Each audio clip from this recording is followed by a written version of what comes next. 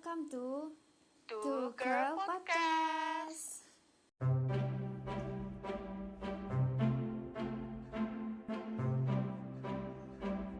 Hello everyone.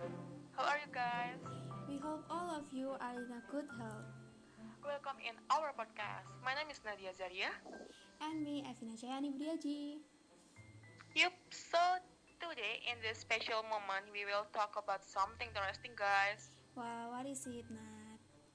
We are going to talk about what are differences between US and UK. Woo! Wow, looks so interesting, but I think everyone already knows what the difference between them, US with S and UK with K. No, that's very basic. We are going to talk deeply, Vin, about the different culture. Oh, I see. Sorry. By the way, that's really interesting topic.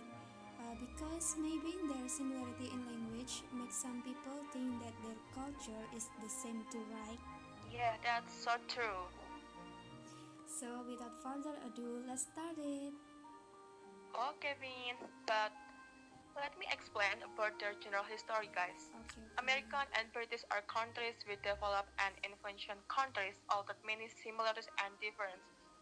Before representing the differences of both countries, we can know first their general history.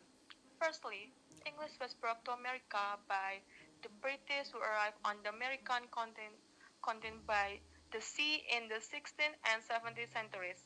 At the time, there was no standard spelling system.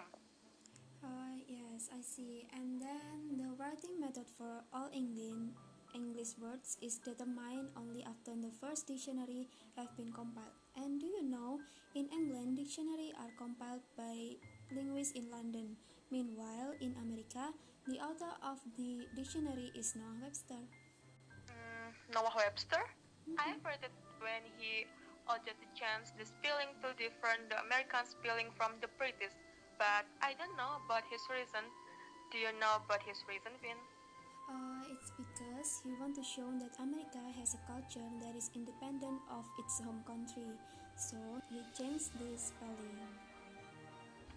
Okay, I see. Then what do you know about the government? About the government, the United Kingdom is a unitary state governed by a constitutional monarchy and a parliamentary system. The parliamentary system of government means that parliament has a very important role in its government, while the monarchy is a type of government led by a monarch. Alright, correct me if I'm wrong. That the rule of the monarchy is usually by the king or queen. Is that true? Uh-huh. As same as the name monarchy, so it led by the king or queen. It means that the king or queen usually gets their position based on heredity. If it's their turn to take a position, then they will be automatically crowned as a king or queen on Great Britain, right? Yep, correct. And next, about USA or United States of America, the federal government of the United States is the national government of them. Its capital city in Washington DC and US has 50 states. I get it. Well, the system of government adopted in the presidential government system. The American president is the head of state as well as the head of government. Exactly. So the head of UK is led by queen or king, while in America is led by a president. Okay, thank you, Vin. So the next, we will talk about the economics between both countries. In the UK, embracing economic liberals or liberal economic itself has the meaning of a firm economic system that gives maximum freedom to every individual in economic activity to get the maximum benefit. So it can be concluded that UK embracing liberal economic to give maximum freedom to every individual, right? Yes, well, in the US has a free market economic system. This economic system provides a level of great freedom for each individual to choose or buy goods and service entering or leaving business activities. The term mixed economic is sometimes used to describe the US economy in terms of ownership productive resource. by the private sector and the government fin. Oh, I see. And I was read that the United States is also described as a country with a market oriented economic system, in contrast to an economic where the activities are planned by the government. Okay, I see. After we talk about economic of that country, we will move to cultural differences between living in US and UK fin. And that's a topic I've been waiting for. It will definitely be more interesting, right? Yups, firstly is about holiday. If you're used to the English holiday system, including their bank holidays, then you may be confused when you realize that holidays are not celebrated at the same time in US. I see. For example, like in the US, they have things like Labor Day, which is first Monday in September, and Thanksgiving, which is the last Thursday of November, and has a similar festive meal to England Christmas. So, in my conclusion, is US holidays are much more patriotic than the UK, with parties being thrown for almost all of them. And of course, there is a moment to drink alcohol, Vin. Oh, I see. By the way, talking about alcohol, do you think that the US and UK have the same regulation regarding to drinking an alcohol? Of course, is big no. In the UK, the legal age is 18 to drink alcohol, and in US, its legal age is 21. Vin. Which means that the teenager under 21 in US will need to wait a few years before starting to drink. Yes, also be aware that penalties for underage drinking can be severe. So it is uh, important to explain this to children who may be underage. True, it's so important to remind for children underage in US. Well, after talk about drink alcohol, is that related to a sense of humor, right? Because when someone drinking together, of course they will make conversation to each other. Right, in UK, then there is every chance that the majority of their humor are centered around sarcasm. But this is something that Americans struggle to understand.